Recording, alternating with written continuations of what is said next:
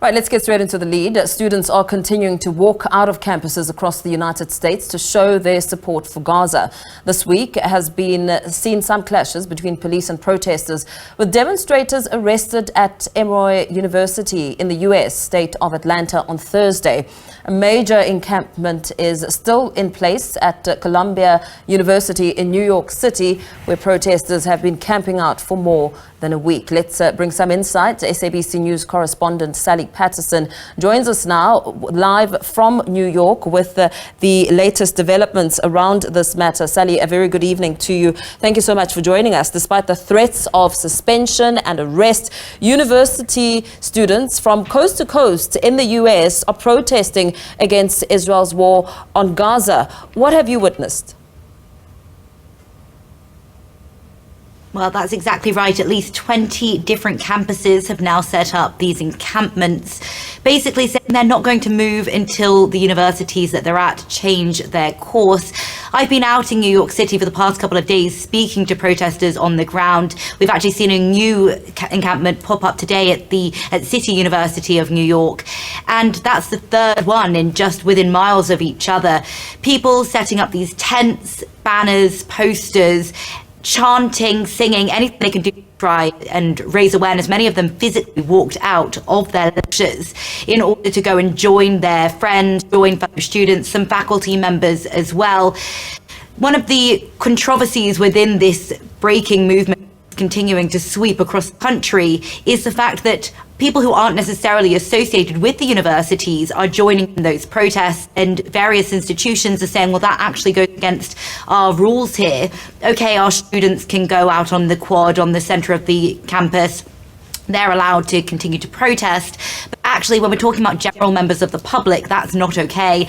We saw here in New York at Columbia University, where the administration basically said anyone who's not a faculty member or a student can't be part of this encampment.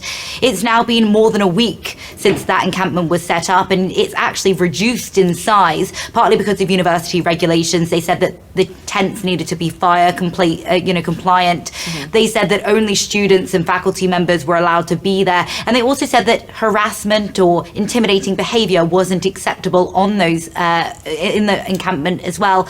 Across the country, we have seen these groups of others joining in. We saw, for example, the group calling for people to vote uncommitted for President Joe Biden rather than voting for him. We saw them out and around during the primaries here in the US, and they're back at it, basically saying if President Joe Biden doesn't change his actions, he doesn't change his course when it comes to Gaza, we're not going to vote for you in the upcoming presidential election. That's a line that I've also heard from some students that I've spoken to, with some of those protesters who say they want to see change both at their universities, but actually from the government of the US itself.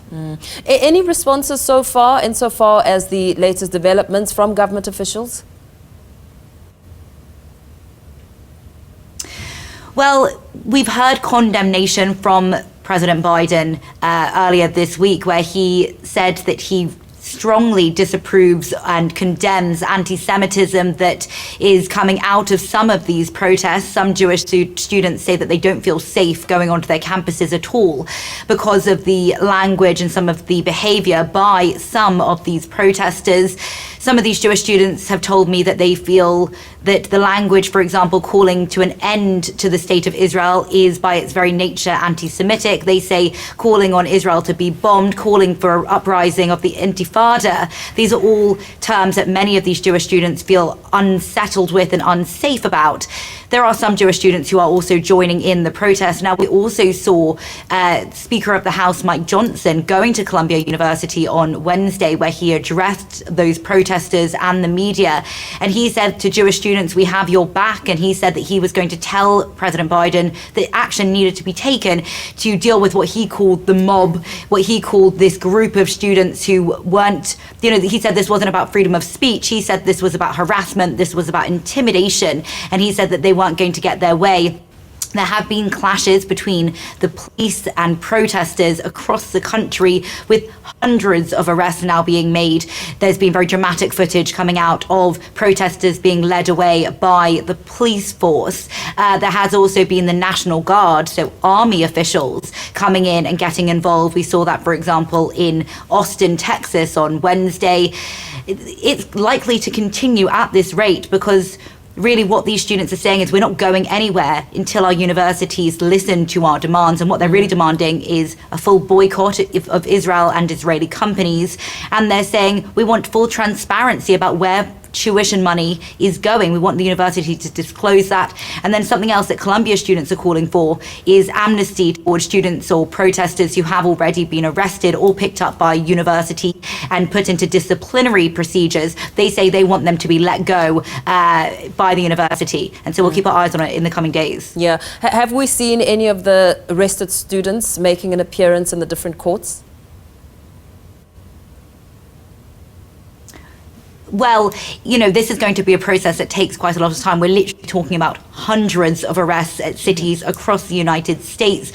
What we have seen is some of those students coming back to speak to the press, making their voices heard, talking about what happened to them when they were arrested.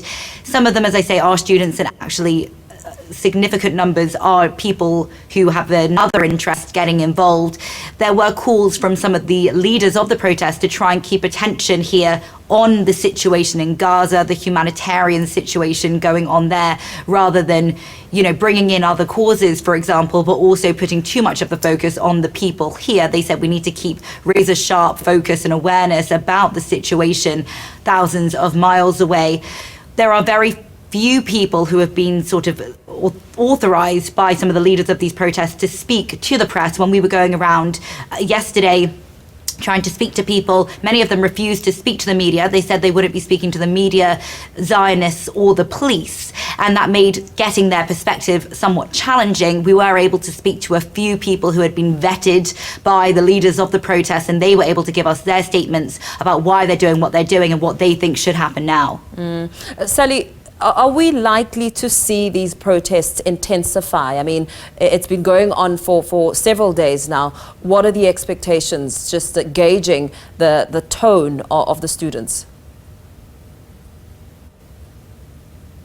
Well, we saw this first encampment pop up at Columbia University more than a week ago now. And in the following days, we saw protests begin at various universities here in New York and then really spreading across the rest of the country. What we saw at New York University, for example, earlier this week was a really strong shutdown by authorities. Students have begun to gather outside Stern Business School in downtown Manhattan. Many of them gathering, other protesters getting involved, protest signs, and they refused to move when they were asked to by the university, who said that they were causing a disturbance, and they said that they were actually causing security concerns as well. They refused to move, and the police then came in quite heavy-handed and forcibly removed many of those protesters. In Columbia, we saw a similar scene at the end of last week. Since then, I think the university has been very careful not to repeat those actions because from their perspective, having called the police to students on their own campus, I think has been received quite critically. There are those, of course, on the other side, though, who say actually much more should be done by the university. They say this is private property, this is private grounds. Students are paying their tuition fees towards this university, and actually students therefore should have a right to go in and be able to do their lectures.